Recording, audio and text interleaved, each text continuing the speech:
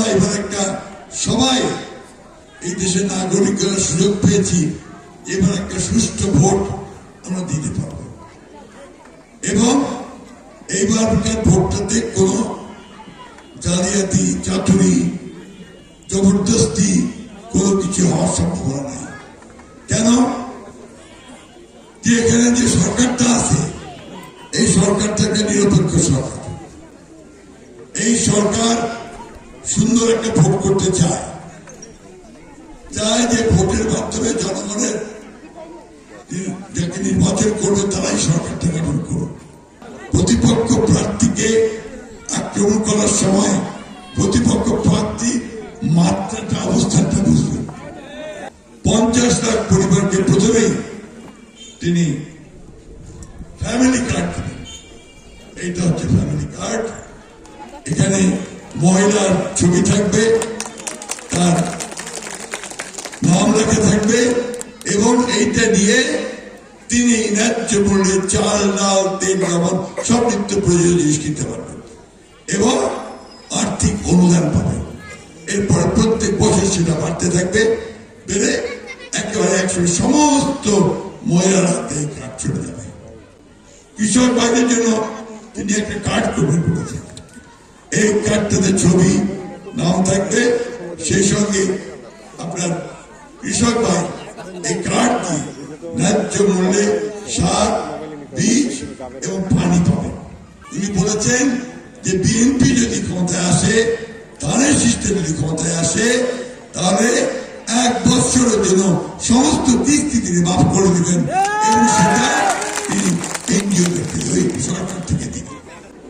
আমাদের যুবক ভাইরা যারা বিএমএ পাস করছে, শিক্ষিত হয়েছে, এমনকি ডাক্তার, ইঞ্জিনিয়ারও আছে, চাকরি নাই, চাকরি পায় না, ঘুরে ঘুরে যাচ্ছে। কেউ কেউ আপনার হতাশ হয়ে মাদক সেবন করতেছে।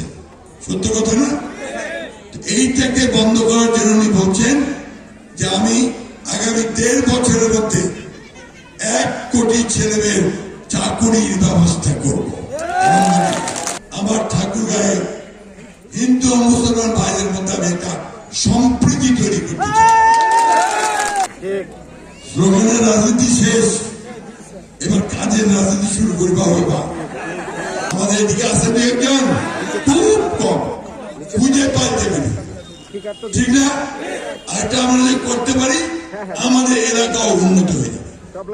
আর মা বোনদেরকে বলতেছি, আপনাদের জন্য আমি নার্সিং ট্রেনিং এর ব্যবস্থা করতে চাই, যারা শিক্ষিত, তাহলে এটা চাকরিও পাওয়া যাবে দেশে এবং বিদেশে দুইটাই, প্রচুর বেতন। এটা করলে দেশের উপকার হবে।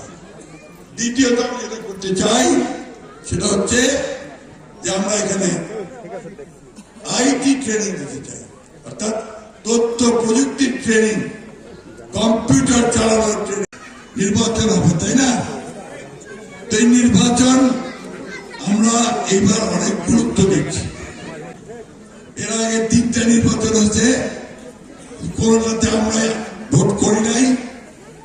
একটা 18 সালে করছিলাম, ওটা আগের রাত্রে নিয়ে চলে গেছে।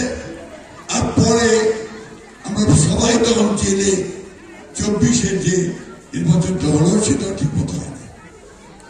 তো এবার পরিবর্তন হয়েছে, ছাত্র জনতার আন্দোলনের ফলে সরকার পরিবর্তন হয়েছে। আমার হিন্দু ভাই বোনদেরকে আপনাদের মধ্যে একটা ভয় কাজ করে। কিসের ভয়? যে আমাদেরকে যদি আবার ওই ভোট দিতে গেলে যদি কেউ হামলা টামলা করে, আচ্ছা না, এরকম ভয়? কোনো ভয় করবেন না। আপনি এই দেশের নাগরিক, আমি যেমন নাগরিক আপনিও নাগরিক। আপনি বাংলাদেশি, আমিও বাংলাদেশ। আমি যখন ভোট দিতে যাবো আপনি তেমনি ভোট দিতে যাবেন। কে আপনাদেরকে হামলা করতেছে, কে আপনাদের আটকাচ্ছে, এটা আমরা দেখব। আমাদের শরীরে 1 বিন্দু রক্ত থাকতে আপনাদের কোনো ক্ষতি আমরা হতে দেব না। আমি জামাত ইসলাম সম্পর্কে একটা কথা আপনাদের বলে দিই, এই কথা বলা দরকার আছে। জামাত ইসলাম খুব কাছাকাছি, টেলিভিশনে, অনলাইনে, পত্রিকায়, বক্তৃতায় না। তো জামাত ইসলামকে জিজ্ঞেস করবেন যে এই দেশটার স্বাধীনতার সময় আপনার কি ভূমিকা ছিল?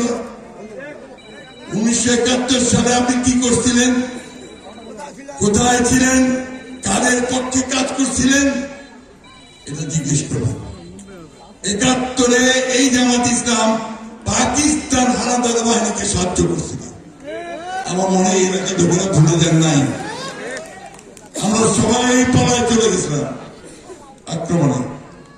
মুক্তিযুদ্ধ করছে, আমি নিজে মুক্তিযুদ্ধ করছি।